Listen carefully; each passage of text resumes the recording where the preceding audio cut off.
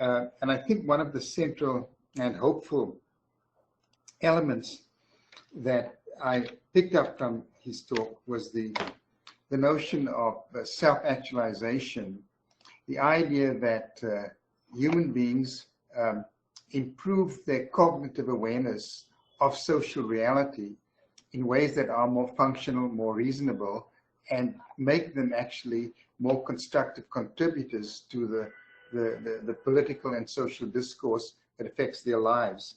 I think that's an extremely important element, although in putting the conclusion first, we tend to perhaps obscure the problem of how the human being evolved over time and over centuries and so forth. And one of the things that he mentioned that I think is extremely important is the impact of symbol, myth, and Miranda on the human prospect. And here we can think of a number of myths that have defined social reality in ways that undermine the idea of reasoned understanding and reasoned discourse. There are so many of these myths, but I will just take one as an obvious example. We take the myth of Adam and Eve. We have this myth that says Adam and Eve are in the Garden of Eden, apparently naked, apparently enjoying free sex. And then Satan shows up with an apple, and they gain awareness of themselves as human beings, as sexual beings, and so on. Well, the knowledge that they get is deemed to be a manifestation of sin, and the product of sin, reproduction, means that a child born and perhaps dying in utero will be confined to hell and purgatory for the rest of that person's life.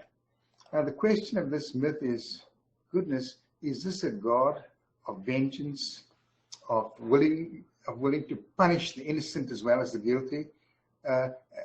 And yet we have a myth of this nature that has endured for centuries, inspiring guilt, inspiring all kinds of elements of sin that we associate with normal human sexuality.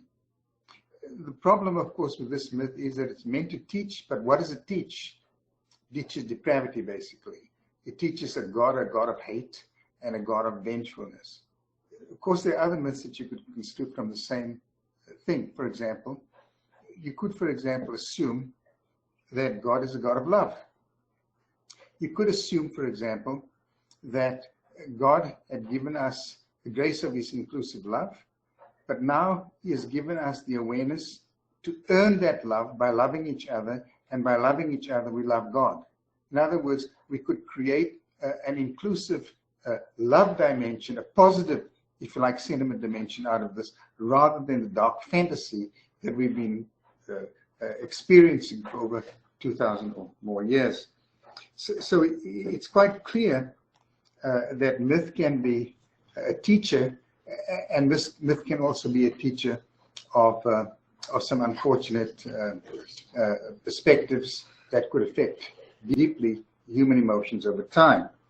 So he's right that we can expand myths so that we have scientific myths, we have myths of market fundamentalism, and myths have a great tenacity. They last, they shape and possibly even constrict our thinking unless we consistently ask ourselves, what is the real teaching power of this myth? How do we convert it into a story, an element of Miranda, if you like, a symbol that is more affirming of social responsibility in terms of the current realities that we confront today? So I thought I would just mention those elements that I saw coming out of Alberto's talk.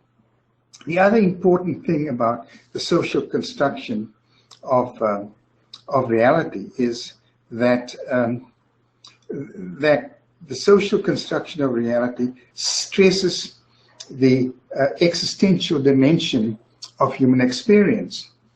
And the existential dimension means that to a large extent, we are responsible for the poor choices or the good choices that we make about the future of the human prospect. And that is an extremely important component in terms of the stress on the social responsibility of understanding a social construction of reality. This course is inspired by the challenges that confront humanity. The challenges come in the form of problems. Unresolved problems present a challenge for the survival of humanity. Resolved problems present hope for a more promising future. The great paradox of our time is that we know what our most urgent problems are, but notwithstanding our understanding of the problems, our intellectual will and political will does not match our most advanced understandings of a pathway to a more secure and promising situation for our planet. This is in part a challenge to the collective mind and the collective intelligence of humanity.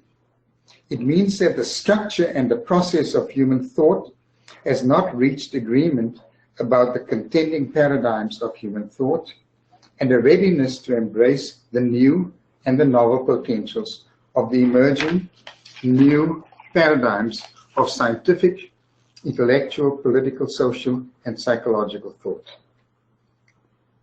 More than ever, the greatest asset that reposes in the repository of the human mind is the repository of the creative impulse. Creativity is generally unsettling. It generates change. Change transforms the stable to a state of the unstable. Human beings tend to endorse stability over change. The challenge happens when stability itself is an existential threat to the public order. Then the necessity of creative alternatives become a necessary condition for survival. I am not inclined to assume limits to rationality as a condition of being or becoming.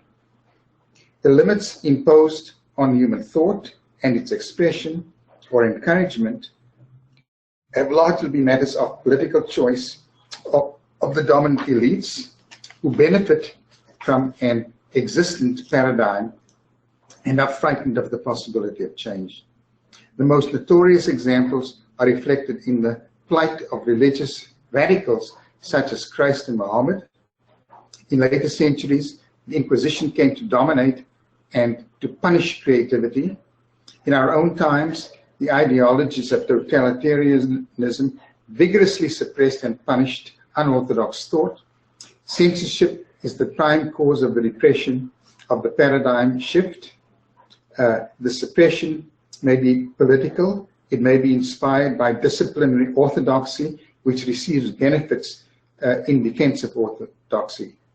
Perhaps there is a pearl of wisdom in the expression of Oliver Wendell Holmes, a great judge, who said that the best test of truth is the ability of truth to be accepted in the competition of the market.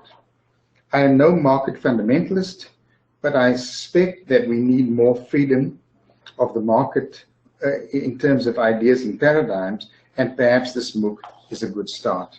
In short, the limits to rationality are man-made limits. The choices are imposed and suppressed.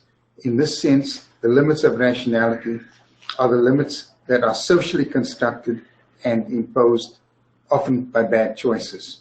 In short, we live in a life and death struggle for a new paradigm of thought that might guide us to the survival of our species. I'll save my other comments for later. Thank you very much.